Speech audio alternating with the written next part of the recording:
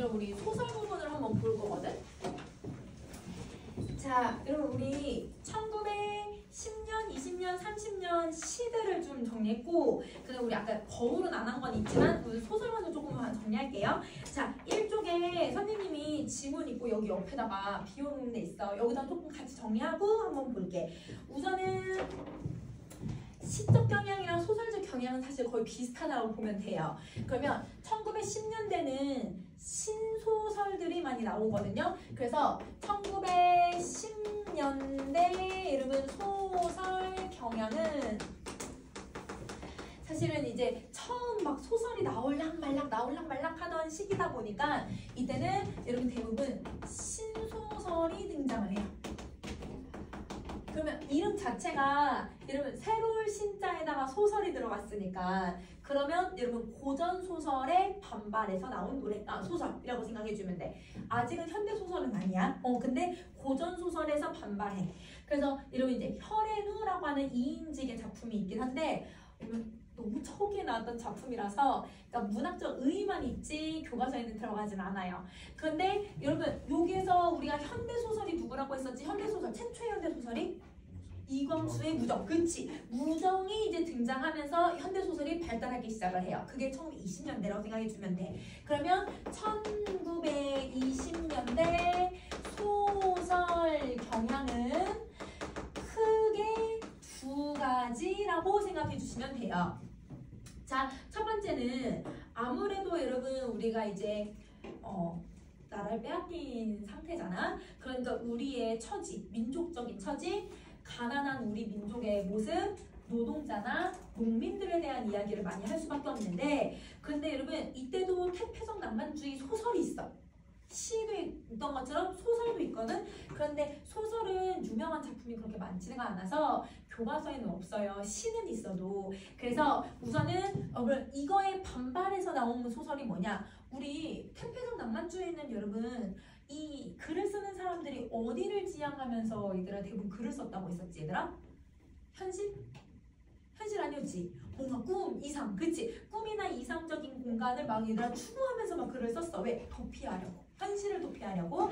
그래서 그거에 반발해서 현실에 대해서 쓰자.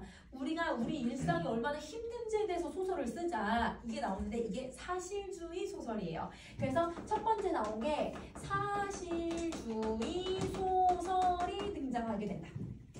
사실주의 소설이 나타난다. 그러면 아무래도 현실에 대해서 이야기를 하다 보니까 현실을 뭐 할 수밖에 없어. 일제강점기지, 가난하지, 농민들이나 노동자에 대한 이야기를 하다 보니까 비판. 그래서 비판적인 식이 되게 다양하게 드러나고 있는 모습이야. 이렇게 정리를 해줘야 돼. 사실주의 소설은 비판적 인식이 잘 드러난다. 그래서 여기에 이제 작가가 여러분이 알고 있는 여러분 중학교 때 혹시 배웠던 친구들 있는데 현진건의 운수 좋은 날. 도시 노동자가 얼마나 힘들었는지를 보여주는 작품이거든. 그래서 여러분 예를 들면 운수 좋은 날 여러분 알고 있는 작품을 한번 써볼게. 이런 작품이나 여러분 지금 선생님이 이제 볼 여러분 대표적인 작품이 만세전. 이건 이제 교과서에 실린 작품. 이런 식으로 조선의 현실이 얼마나 열악했는지를 보여주는 작품들이 등장한다 라고 생각해 주시면 돼요. 자, 그리고 또 여러분 태폐적 낭만주의에 반발해서 1920년대에 사회주의와 맞물려서 나타났던 여러분 문학적 경향이 뭐였지? 카프. 그치? 그러면 여러분 카프에 있던 여러분 문학가들은 시만 썼던 건 아니야. 소설을 쓰거든요. 그걸 경향소설 혹은 계급주의 소설이라고 해요. 시랑 똑같지? 시도 계급주의 문학, 여러분 경향시라고 불렀잖아. 그래서 경향소설, 계급주의 소설 이게 등장한다. 그래서 여러분 여기에 들어가는 게 이기영이라고 하는 대표적인 사회주의자가 있었거든. 그 사람이 쓴 고향. 그 고향이라고 하는 제목을 갖고 있는 작품이 되게 많은데 이기영의 고향이라고 생각해 주시면 돼요. 그러니까 다른 작품들도 많지만 이 사람은 문학성도 좀 뛰어나고 그래서 이렇게 우리 경향성을 잘 드러내는 작품이다 라고 생각해 주면 될 것 같아.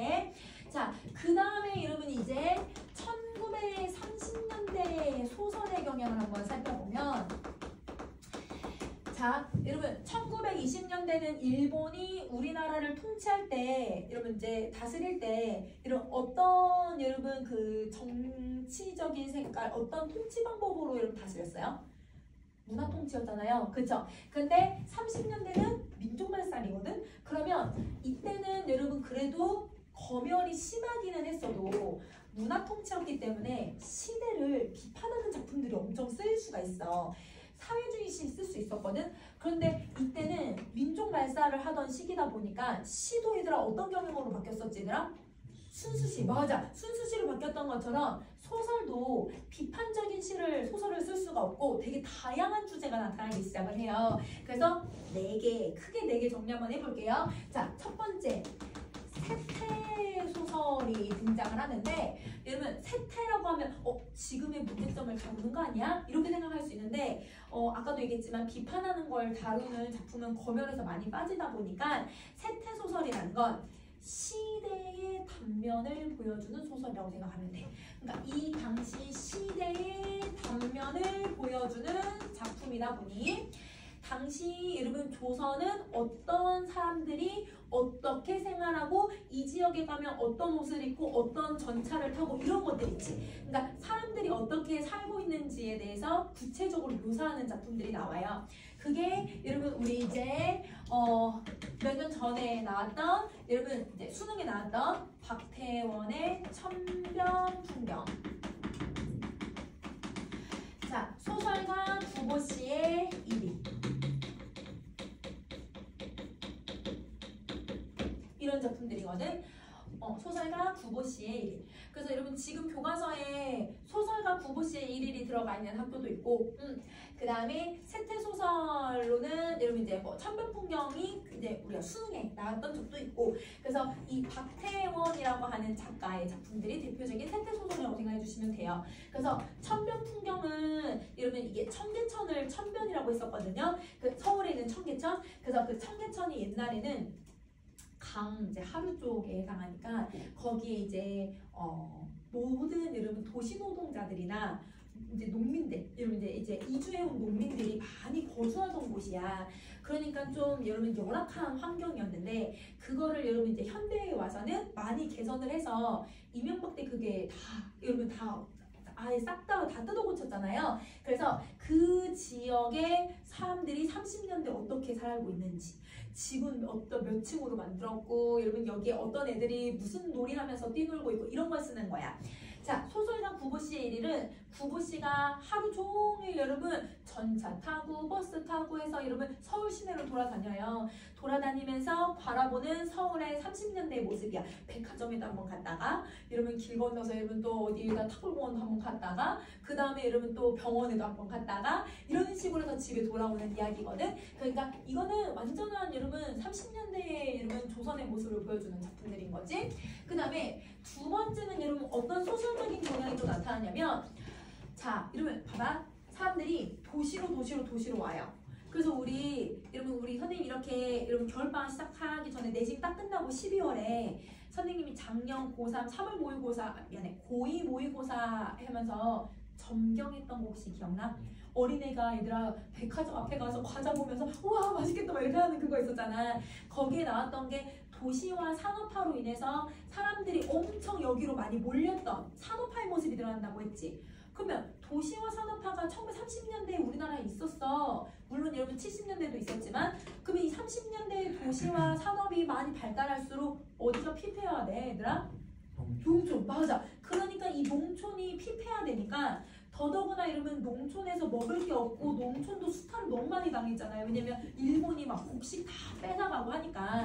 그래서 농민들이 유랑하면서 생활할 수밖에 없었거든. 그러니까 농촌 공동체가 많이 무너져 버리는 거야. 그러니까 여러분 농촌 공동체가 무너지니까 백석이 뭐를 회복하고자 하는 주제를 많이 썼지더라? 공동체. 그렇지. 그래서 여러분 우리가 배웠던 작품 말고 나중에 다시 하겠지만, 여러분 백석의 얘들아 국수, 백석의 여러분 뭐 여운왕골족 이런 작품들이 공동체를 추구하는 작품들이거든요. 그러면 어디를 다시 살려야 되겠다라고 하는 걸 쓰냐면 농촌. 그걸 농촌소설이라고 하거든 얘들아. 그러면 농촌소설은 두 가지 경향이 나타나. 첫 번째 경향은 농촌의 현실을 고발하는 작품.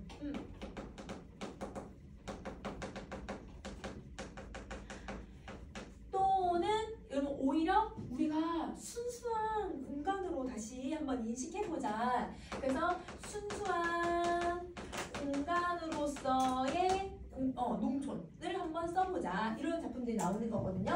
그래서 여러분 어떤 작품들이 이제 생기냐면 여러분 김유정의 본보, 김유정의 얘들아 동백꽃, 다 농촌의 얘들아 순박한 사랑의 이야기들을 드러내거든. 그래서 김유정의 본보, 그 다음에 아니면 여러분 동백꽃, 이런 작품들이 여기에 이제 들어가기 시작을 하는 거야. 자, 그 다음에 여러분 이제 아니면 이거 하나 더 갈게. 왜냐면 교과서에 이게 들어갔어. 메밀꽃 필모야. 이호석의 메밀꽃 필모야.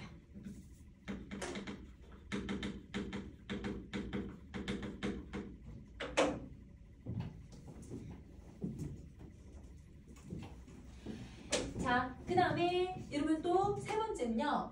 오히려 우리가 이제 나라를 빼앗겼으니까 이때 얘들아 우리나라의 역사에 대해서 한번 써보자.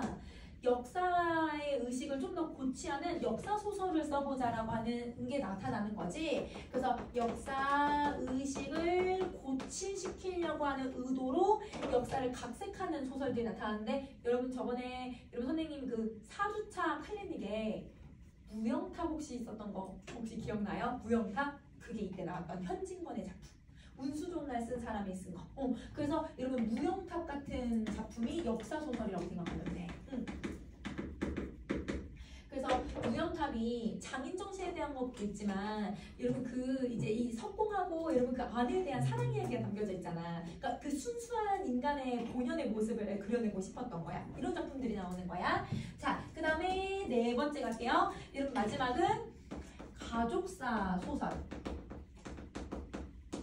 여러분 가족이나 혹은 역사나 이제 여러분 사회나 세대 간의 갈등을 다루고 있는 작품이에요. 그래서 이런 3대에 걸쳐서 할아버지, 아버지, 손자 이런 이야기를 다루는데 당연히 인식이 다를 수밖에 없어. 할아버지는 일제강점기 때 할아버지들은 다 조선 말에 살았던 사람들이고 아버지는 여러분 개화기 시절에 다 공부를 했던 사람이고 그 다음에 여러분 손자는 일제강점기 때 이제 20년, 30년대에 신문물이 막 들어오던 그런 시대를 살다 보니까 당연히 인식이 다를 수밖에 없어. 이 3대가.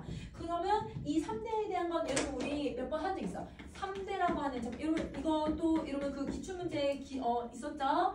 그리고 태평천하. 이건 선생님이 한번 했던 거. 자, 그래서 이런 작품들이 가족사 소설들이 들어가게 된다라고 생각해주면 될 것 같아. 자, 그러면 여러분 이게 이제 이런 경향이고 40년대는 여러분 정말 소설의 암흑기였거든요. 그래서 시도 여러분 정말 탄압을 이기면서 썼던 작가 2명밖에 없었잖아요. 시 누구 있었지? 이육사랑 문동주밖에 없는 것처럼 소설도 거의 얘들아 나올 수가 없었어. 그래서 30년대까지 이렇게 정리를 할 거야. 자, 그러면 여러분 우리가 이제 선생님이 만세전이라고 하는 작품을 왜 가지고 왔냐면 교과서에 있기도 하지만 여러분 우리가 20년대의 경향이 너무 잘 드러나서 한번 살펴보도록 할 거예요. 자, 여러분 그러면 만세전이라고 하면 이 제목을 먼저 한번 분석을 해볼게. 자, 여러분 우리 3.1운동이 몇 년도에 있었지? 1919년에. 그러면 그 만세전이라고 했으니까 몇 년도를 얘기할까요? 1918년을 얘기해요. 만세 전이라고 했으니까 19년 전이라고 했으니까. 그래서 이 배경은 1918년을 배경으로 하고 있는 소설이에요. 그러면 완전 여러분 어떤 시기냐면 우리가 이제 나라를 빼앗겨서 여러분 이제 태폐적 낭만주의가 나왔던 게 우리가 실패하니까 나왔었잖아. 그러니까 18년 같은 경우도 우리 안 될 것 같아. 사람들이 얘들아 다 이제 약간 자포자기하고 힘이 없던 시기라고 생각을 해주면 되거든요. 그러면 자, 이때 이러면 지식인 나가 어디를 가냐면 동경에 유학을 가요. 그러면 이 동경 유학을 가는 내용을 한번 이제 살펴볼 거거든. 자, 우선은 그럼 얘들아 이전 줄거리 조금 한번 살펴볼게. 자, 이전 줄거리 보자. 조선 현실에 별 관심이 없던 동경 유학생인 나는 조선에 있는 아내가 위독하다라는 정보를 받고 귀국하는 배에 오른다. 배에서 조선인에 대한 일본인들의 멸시적인 태도에 반감을 느낀다는 배 안의 목욕탕에서 일본인들이 나누는 대화를 듣게 된다. 자, 그러면 여러분 어떻게 되냐면 동경에 가 있었잖아요. 그러면 동경에 가 있다가 아내가 위급하다는 말을 듣고 배를 탔어. 그 배 안에서 여러 가지 일을 겪어. 그리고 배에서 여러분 어디에 도착하냐면 부산에 도착해. 부산에 도착하면 여러분 이제 서울로 가야 되잖아요. 아내가 서울에 있으니까. 서울에 가려면 뭐 타야 될까? 기차 타야 되거든? 여러분 기차를 타. 기차 타서 여러분 여러 정거장에 내리겠지. 그러면 뭐 얘들아 어디 여러분 무슨 생각 안 난다. 여러분 서울로 가는 여러분 그 정거장이 한 3개 정도를 내리거든요. 그러면 정거장을 거쳐서 서울로 와요. 그러면 여러분 동경에서부터 서울까지 공간을 이동해 가면서 여러분 계속 여행을 떠나는 것처럼 서술을 한 거야. 이거 무슨 구성이야? 여로형 구성이라고 해. 다시 여러분 공간에 이동을 하면서 여행을 떠나는 것처럼 이야기를 하는 걸 여로형 구성이라고 해요. 그래서 이 작품은 대표적인 여로형 구성을 가지고 있어요. 근데 여러분 처음 동경에 있을 때에는 여러분 조선의 현실에 대해서 어떻게 생각했다고?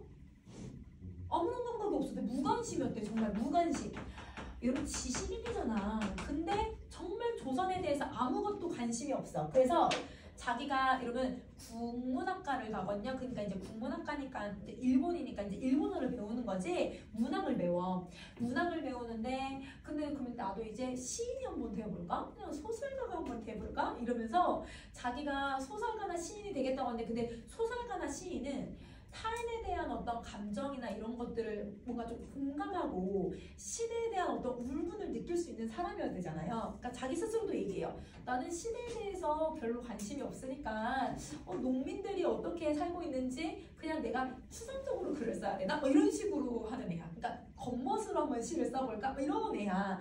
그러면 이러면 배에서 여러분 이제 아내가 아파갖고 돌아오는 이 길에도 그럼 막 기생들 만나고요. 이러면 막 이제 다른 여자들 만나기도 하고요. 막 얘는 진짜 얘들 현실에 대한 아무 감각이 없는 애예요. 근데 배에서 아까 조선인이 멸시당하는 걸 봤다고 했잖아요. 부산에 와서도 조선인들이 조선이 이렇게 변했단 말이야? 조선이 이런 꼬라지가 됐단 말이야? 이걸 느껴. 그리고 기차에 와서도 정거장에 내릴 때마다 조선인들의 처지를 보기 시작을 하는 거예요. 뭐 어떤 일화가 있냐면 여러분 이제 어떤 조선인들이 이러면 이제 죄를 지었나 봐. 그래서 포승줄에 묶여가지고 기차를 태워서 어디를 끌고 가는 장면을 봐요. 근데 어떤 여자가 포승줄을 이렇게 앞에 묶어서 앞으로 묶고 사람들을 이렇게 앞으로 이렇게 줄줄이 소세지처럼 묶어버리거든. 이렇게 묶고 가는데 이 여자 등 뒤에는 아기가 엎여 있어. 그러니까 아기 포대기를 엎여 있거든. 근데 혹시 아기 포대기 업어본 사람은 알겠지만 이거를 엉덩이를 잘 받쳐줘야 되는데 아기가 나중에 조금 크면 발광을 해요. 애들이 뒤로 자빠지거든요. 그럼 애들이 막 뒤로 자빠지니까 이 포대기를 계속 위로 올려줘야 돼. 근데 아기가 불편하지. 계속 얘가 기차에서 엄마 포승줄에 묶여가지고 하니까 애가 뒤로 지금 자빠지기 일보 직전이야. 빠져나오기. 근데 엄마는 여러분 순수한데 계속 애기 한 번만 제대로 없게 해주세요. 막 소원을 막 빌어요. 근데 막 구두발로 차여요. 그러니까 애기에 대한 그런 연민도 없는 거야. 이게 조선인이 당하는 모습인 거야. 이걸 내가 계속 보면서 마음에 어떤 마음이 생기냐면 당연히 뭐 화가 날 수밖에 없잖아. 울분에 차오르는 거야. 그러니까 서울로 오는 동안 정서가 변하는 거지. 어떻게? 울분에 차고요. 조선의 처지를 인식하게 되고요. 아 이게 너무너무 화가 난다 이렇게 생각을 하는 거야. 그럼 우리는 당연히 약간 여러분 우리 그 영화 같은 데서 보면 이런 사람들 항상 뭐래? 독립투사 되거든? 아 나도 변해야겠어 이런 생각해서 그렇게 되잖아. 근데 이 사람은 아내의 장례를 치르고 다시 동경에 가요. 근데 그럼 동경은 얘가 뭐 하던 곳이야 얘들아? 현실을 무관심, 관심 없어 하던 곳이었거든. 그러면 이 말은 동경으로 다시 갔다라는 건 여러분 뭐 하려고 한다는 거? 다시 얘들아 도피하겠다는 거야. 이 현실에 대해서 도피하고 이러면 다시 무관심의 태도를 가지겠다는 거죠. 그러면 자 여러분 이 사람은 여러분 어떤 여행을 하게 된 거냐면요. 여러분 다시 원점으로 돌아온 구성을 쓴 거예요. 그러면 여로형 구성 안에 어떤 구성이냐면 원점 회귀형 구성이 있거든 얘들아. 그걸 쓰는 거야. 원점 회귀형 구성.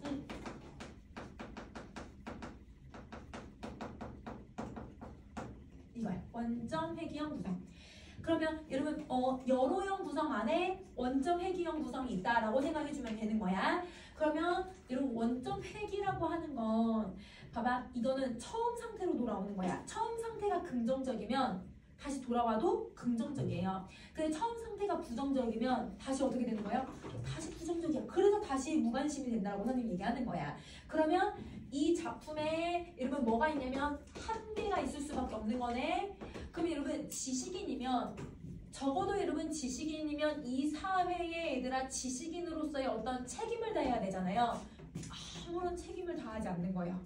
지식인으로서 아무것도 안 하죠. 나약한 지식인의 대표적인 인물 유형이에요. 그래서 나약한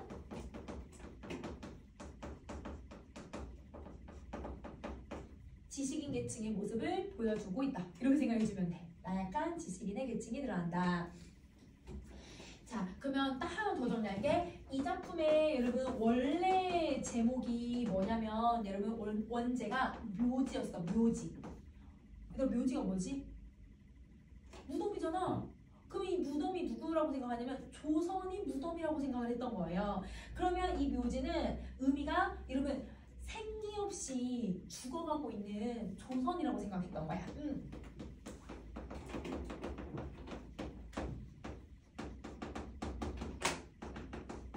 그러면 조선에 살고 있는 사람, 이 묘지에 살고 있는 사람은 조선인이잖아. 그럼 그 조선인을 뭐에다가 비유를 했냐면 생기 없이 살아가고 있는 거거든요. 왜냐면 억압을 받고 있었으니까. 그리고 그 억압을 뭐 하려고 하지 않느냐면 이겨보려고 하지 않아요. 왜냐면 이미 얘들아 10년에 우리가 얘들아 경술국치를 당하고 이미 8년이라고 하는 시간이 지났기 때문에 우리가 이거는 광복이 어려운가 보다 좀 이렇게 되게 생각했던 것 같아 사람들이. 근데 3.1운동을 하는 걸 보고서 여기서부터 막 들고 일어났던 거거든요. 근데 그 직전까지는 오히려 더 암흑기였다고 생각해 주시면 돼요. 그러니까 조선 사람들이 생기가 없어요.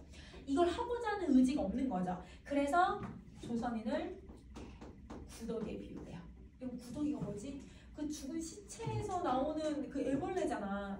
그런 존재라고 생각을 했었던 거야, 이 작가는. 근데 여러분 이렇게 쓰면 너무 일본이 억압하고 있다는 걸 너무 드러내니까 여러분 이게 까여요. 검열에 걸려가지고 발간을 못했어요. 그래서 제목을 만세전이라고 바꾸게 된 거야.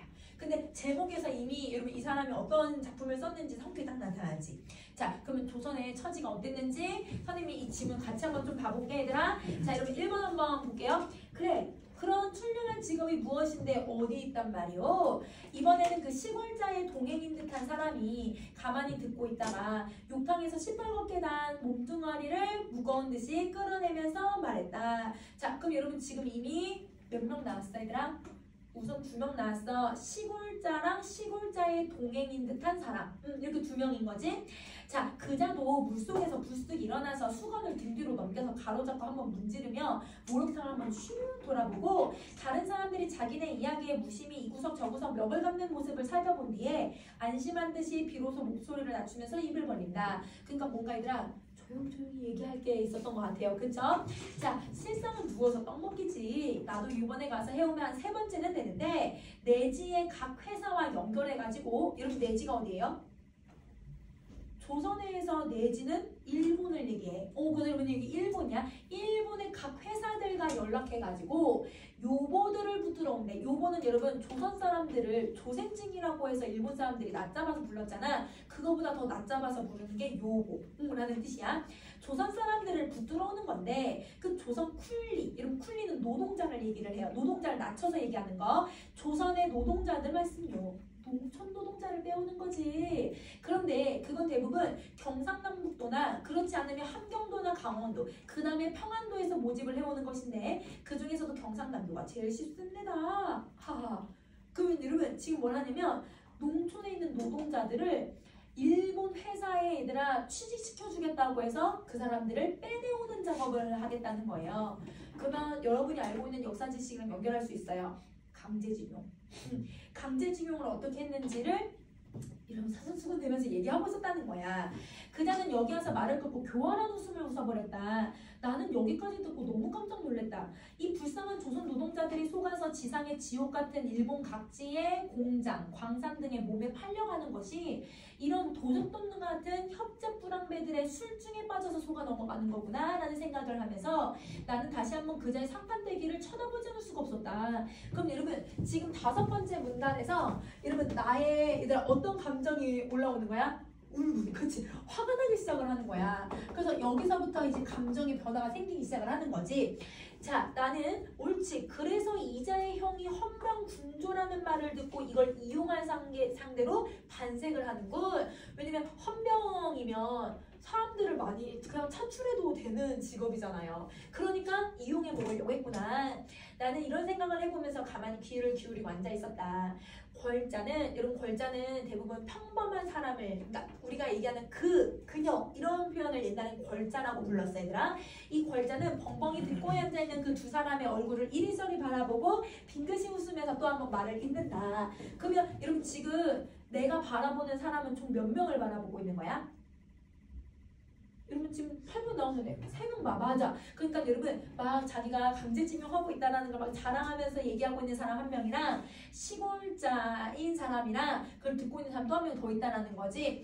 자 다시 할게. 왜 남서지방에서 음모자가 많고 북으로 갈수록 적은 고하니 이 남쪽은 내진 여러분 일본인이죠. 그러면 일본인이 제일 많이 들어가서 모든 세력을 잡았기 때문이고 북으로 쫓겨서 만주로 기어들어가거나 남으로 현해탄을 건너서거나 두 가지 중 한 가지 이유밖에 없는데 누구나 그들보다 양지가 좋으니까 요번을 생각해도 1년 12달 죽도록 농사를 지어서 줄임배를 채우기는 고사하고 보릿고개에는 시래기죽으로 부중이 나서 되질 지경인 바에 번안, 동경, 여러분 도쿄, 대판이 오사카 그러면 여러분 이런 곳에 가서 흥청망청 살아보겠다는 요랑이거든. 그러나 촌의 젊은 애들은 말할 것도 없고 계집 애들까지 나도 하고 나서거든. 모집이야 쉽지. 그러면 여러분 여기서 이 사람은 어떤 걸 얘기를 하고 있냐면 왜 남쪽 지역이 왜 이렇게 모집이 쉬우냐 라고 하는 걸 물어본 거야. 근데 여기에 왜 전라도나 충청도가 없을까 얘들아? 자 그러면 지금 만약에 이렇게 우리나라 있다고 한다면 그러면 지금 경상남북도나 강원도나 북쪽에 함도, 평안도 이쪽에서만 사람들 데리고 간다는 거잖아요. 근데 왜 충청도하고 전라도에서는 사람들 안 데리고 갈까요? 여긴 곡창지대였거든요. 그러니까 여러분 곡창지대에서의 농촌 노동자들은 여러분 뭘 해야 돼? 뭘 해야 돼? 얘네들은 여러분 농사를 지어야 돼. 그러니까 얘는 안 데리고 가는 거야. 왜냐면 여기 있는 곡식을 뭐 해야 돼? 수탈해 가야 되거든요. 근데 여기 경상남북도는 여러분 농촌지대가 아니잖아요. 그러니까 여기는 사람들이 어업을 대부분 하거나 아니면 살림을 해야 되는데 너무 어려워. 그러니까 이 사람들을 끌고 가는 거. 근데 이쪽 사람들은 대부분 힘들면 어디로 가니까? 더 북으로, 만주나 간도나 이러면 연해주로 가버리니까 이 사람들은 모집하기 좀 덜 어렵다. 덜 어렵다 아니야. 좀 많이 어렵다. 더 어렵다. 이렇게 얘기를 하고 있는 거야. 그러니까 이 말 자체에도 이미 여러분 조선 사람들을 이용해 먹고 있다는 걸 알 수 있죠. 그리고 조선 사람들 당연히 배고프죠. 배고픈 그 상황을 뭐 한 거예요 여러분? 그냥 악용한 거예요. 이 사람들한테 너네 먹을 거 줄게, 너네한테 돈 벌 기회를 줄게, 당연히 지원하죠. 근데 그걸 이용해서 여러분 월급도 안 주고 안 보내주고 여러분 그렇게 해서 강제징용을 시킨 거잖아. 그러니까 이게 더 나쁘다라는 거야. 이 사람들을 이용했다라는 게. 그러면 여기까지 정리해보고 그럴 거야. 여기 북섬 지역은 우리 내지인이 좀 덜 들어갔기 때문에 비교적 편안히 사니까 음모자가 적지만 그것도 미국으론 쪽방을 차고 날 거라서 이러면서 그자는 만족한 듯이 득이하경했다. 자 이러면 다음 그래 잠깐만 선생님 들어가지고 잠깐만.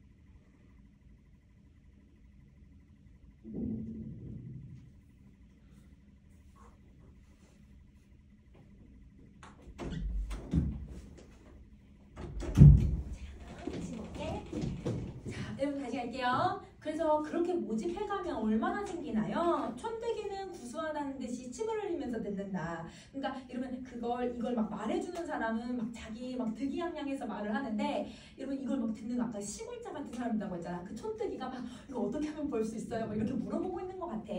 자, 얼마가 뭐요? 여비도 있지, 일당도 있지, 게다가 한 사람 모집하는데 1원에서부터 2원까지니까 회사마다 일마다 종류는 다르지만 가령 방적 회사의 여직공은 앉아서 일을 하는 일이니까 그거는 임금도 싼 데다가 모집원의 수수료도 좀 헐하고, 광부 같은 건 지금 시세로도 1원 50전, 2원 50전까지라고. 가령 1000명만 맡아가지고 가지고 와보시오. 그럼 2, 3, 4 동안은 이 여비나 일당에서 남는 거 그거 가지고 다 해도 1,500원, 근 2,000원은 벌 수 있어. 근데 선생님이 일제강점기 때 돈의 가치를 여러분 좀 기준을 잡아주려고 선생님이 혹시 얘기해줬던 거 혹시 기억나더라? 이러면 초가집보다는 여러분 좀 그래도 일반적인 서민들이 사는 그냥 일반적인 집 그거 얼마 주고 살 수 있다고 했어요? 혹시 기억나요? 이런 돈의 가치는 좀 잘 알면 이게 얼마나 큰 돈인지 작은 돈인지 알 수 있거든? 집 한 채가 1,000원이야. 그럼 여러분 조선 사람들을 데리고 가서 얼마를 벌고 있는 거야? 집 두 채 벌 수 있는 돈을 버는 거야. 한 번 갈 때마다. 그러니까 사람을 여러분 얼마나 많이 데리고 간 거예요. 얼마나 여러분. 근데 조선 사람들은 여러분 돈을 못 받았잖아요. 근데 이 사람들은 중간에서 얘들아 이 악용할 건 다 악용한 사람들이 돈을 막 떼돈을 벌었단 말이에요. 그러니까 이게 지금 얼마가 얼마야 뭐 이러면서 얘기를 하고 있는 거야. 당연히 이걸 듣는 조선 사람들은 당연히 어때? 너무 화가 나야 되는 상황인 거야. 자, 다시 할게. 그래서 그런 벌이가 이 판에 어딨어. 나도 맨 처음에는 제주도에 모집하러 갔지만 그때 500명을 살아주고 1,000원을 벌었대. 그리고 두 번째는 올 가을에 800명을 모아다 주고 탄강에서 2,000원 돈을 벌었대. 어마어마한 돈을 번 거야. 자, 노동자 모집원이라고 하는 사람의 입에 침이 없이 1,000원, 2,000원이라고 하는 돈을 막 내어서 목욕탕에 나왔다. 예, 그럴 거요. 일평생에 들어보지 못했던 천자가 붙은 돈액수를 눈을 휘둥그레게 뜨고 귀를 기울고 앉았던 시골자는 때를 다 밀었는지 그 장대한 구릿빛나는 육착한 몸을 벌떡 일으켜서 욕탕 속에 출렁 집어넣으면서 만족한 듯이 다시마를 이었다. 그러니까 여러분 우리가 약간 이런 거야. 막 요즘 막 뭐만 하면 몇억 막 이런 식으로 얘기하잖아. 뭐 어떤 집들 막 얘들아 옛날 뭐 선생님 간만에 뭐 봤냐면 그러니까 집 소개해주는 그 프로그램을 봤거든요. 옛날에는 이러면 우리가 좀 현실적인 집들만 보세요. 이러면 그 막 강남에 있는 그 현대 아파트 제일 좋은 거 리모델링 싹 한 거 이러면 80몇 억? 막 이런 집 소개해주는 거야. 누가 사? 연예인들 사는 집 아니야?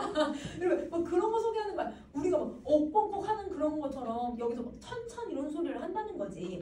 자, 그래 조선 농군들이 그런 곳에 가서 공사일은 잘 하나요? 잘하고 못하고 내가 아랑곳할 일이 있겠소만은 요거들은 말을 좀 잘 듣고 쿨리만은 못해도 힘드는 일은 좀 잘하는 데다가 삭전이 허라니까 안성맞춤이지. 근데 자 여기서 그 아까 이 사람을 강제징용하는 이 사람 있잖아요. 이 사람의 태도가 잘 드러나요. 어떤 태도냐면 자기가 이러면 이렇게 사람을 소개해서 데리고 간 거잖아요. 그럼 이 사람들이 일을 잘하는지 못하고 있는지에 대해서 그걸 알고 있어야 되거든. 물론 나쁜 짓을 하지만 근데 그거에 대해서 되게 무책임해. 그 사람들은 일을 잘하든 말든 내가 알아고 할 게 뭐가 있냐? 나는 그냥 소개만 해주면 되지 이러는 거야. 이건 무책임한 태도야. 그래서 여기는 무책임한 태도라고 써주고, 자 그래서 이러면 처음에 데려갈 때 품삯도 좀 많고 이러면 뭐뭐라고 푹 삶아야 하지만 그러니까 이러면 이 사람들한테 어떻게 삶아야 돼? 좋은 말들 갖고 삶아야겠지? 그런 말 들어가면 돼. 그래서 그래도 갈 노자면 처자들까지도 데리고 가게 하고 게다가 빚까지 갚아주는데 쟤 아무런 놈이고 안 따라갈 사람이 어디 있겠어. 한번 따라 나서기만 하면 전차, 이러면 전차가 여러분 땡겨서 쓰는 빚이라고 하거든요. 땡겨서 쓰는 빚이니까 그건 도관에든 주지. 그럼 이 사람은 이 강제징용을 했던 사람들이 돈을 못 받을 거라는 걸 이미 어떻게 한 거야? 알고 있었던 거네. 그러니까 정말 악용을 한 사람, 정말 악랄한 사람인 거야. 자 그래서 일이 고되거나 품이 허락인 고사하고 굶어 대진다고 뭐 어쩔 수 있나? 그 사람들이 굶어 죽어도 상관없지 뭐 이렇게 얘기를 해. 얼마나 무책임한 태도인지 알겠지? 자, 부하가 되었든지 득이 만연해서 이 모집 방법의 비체까지 설명을 해주고 앉아있었다. 좀 더 들으려고 일부러 머뭇머뭇 있으려다가 승객들이 좀 다 올라탔는지 벼랑간에 욕객의 한 대에도 왁자지고 오기에 나는 그만 듣고 몸을 훔치기 시작했다. 근데 여기서도 나도 울분만 느껴지 내가 어떤 여러분 이 사람들한테 죽방을 날린다더니 뭐 이런 거 없어 얘들아. 정말 얘들아 해결책이 하나도 없는 조선의 모습인 거야. 그러니까 그게 묘지 같다라고 표현을 한 거예요. 그러면 여러분 내가 들었을 나의 심리 그리고 여러분 나라는 말 나왔으니까 이거 몇 인칭 시점을 써야 돼? 1인칭 시점에다가 주인공 시점인지 그렇지. 그래서 그거 가지고 문제 풀어주면 될 것 같아요. 이건 여러분 한번 문제 풀어보시고 뒤에 여러분 선생님이 태평천하라고 하는 작품을 넣어놨는데 이런 태평천하 선생님이 근데 한번 한 적도 있어가지고 그냥 여러분 이거는 아까 선생님 얘기했던 요 가족사 소설이라고 생각해주면 되고요.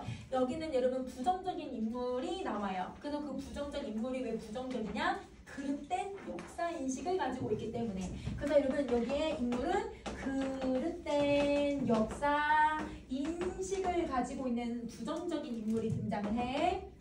그러면 부정적인 인물이 일제강점기를 여러분 뭐라고 인식하냐면 제목 태평천하라고 인식을 하거든요. 근데 여러분 일본 일제강점기가 태평천하가 맞아요? 아니죠. 이거는 여러분 잘못된 인식이기도 하지만 무슨 표현법이냐면 반어법이야. 맞아. 그래서 여러분 여기 이런 표현에 대해서 물어보고 있으니까 그냥 한번 읽고 문제 하나밖에 없어서 그 하나만 풀어보면 될 것 같아. 자 그러면 여러분 어휘 선생님 숙제 여러분 어휘 암기하 이번 주 말고 다음 주 여러분 어휘는 16쪽에서 18쪽. 자 여러분 16쪽 18쪽에 시간들이 쭉 들어가 있어요. 그래서 그 시간적 표현을 할 때 자시랑 축시랑 인시가 무슨 시간이냐 뭐 이런 거 나오거든. 그거 할 때 얘들아 다 자시는 무슨 시간이고 인시는 무슨 시간 이렇게 암기할 게 아니지. 자축인묘 진사오미 신유술해라고 12개 그냥 암기하고 자시라고 하는 여러분 시간만 딱 기준으로 만들어놔. 자시는 여러분 이제 오후 11시부터 오전 1시 그치. 그러니까 밤이야 밤. 그래서 여러분 밤 11시부터 1시 2시간씩 시간이 돼. 그래서 여러분 만약에 그러면 자축, 인묘, 진사, 오미, 신유술해 이렇게 순서대로 암기하면 여러분 어떤 시간인지 세면 되잖아요. 그렇게 시간을 잡으셔야 돼요.